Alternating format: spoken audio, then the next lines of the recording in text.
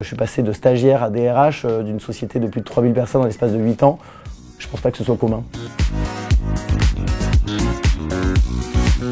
J'ai été diplômée de l'EM Lyon en 2017 et j'ai directement enchaîné en CDI chez Agap2.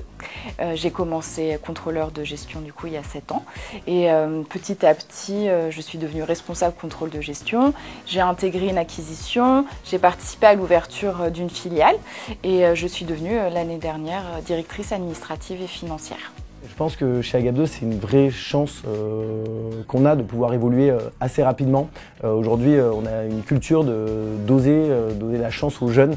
C'est-à-dire qu'on m'a toujours confié des responsabilités et donné des costumes qui étaient parfois trop grands pour moi. Et on m'a donné des costumes et après on m'a aidé à les remplir. Mon poste actuel, à mon niveau de responsabilité, je ne suis pas sûr en effet qu'on retrouve ça dans d'autres sociétés. C'est forcément une opportunité qui n'arrive pas partout et qui traduit bien l'état d'esprit d'Agap2, qui donne confiance aux jeunes, qui misent sur eux, qui les font grandir. J'ai l'impression d'avoir 72 ans, j'ai 30 ans, ok?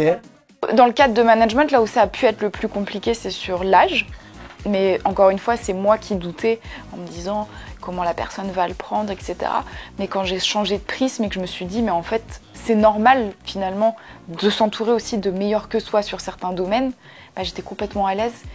Ah, et oui, d'accord, je brille, j'ai chaud, j'ai un problème avec ma voix, c'est bon. Hein. Le conseil que je peux donner, c'est de se comporter comme la personne qu'on aimerait être et non pas la personne qu'on est.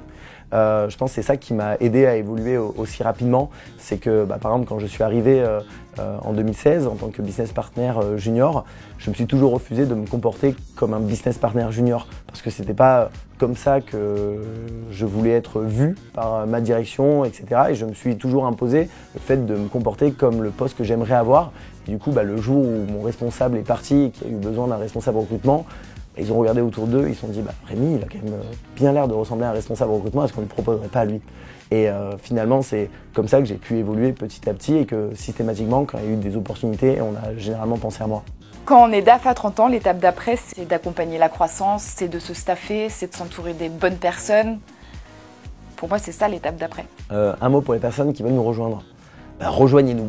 Tout simplement, on est une société qui est jeune, qui est dynamique, qui a énormément d'opportunités à offrir et surtout qui donne la chance aux jeunes. Et aujourd'hui, on ne se met aucune barrière, aucune œillère et parfois on essaye de faire rentrer des gens dans des cases. Nous, on fait le schéma inverse, donc n'hésitez pas.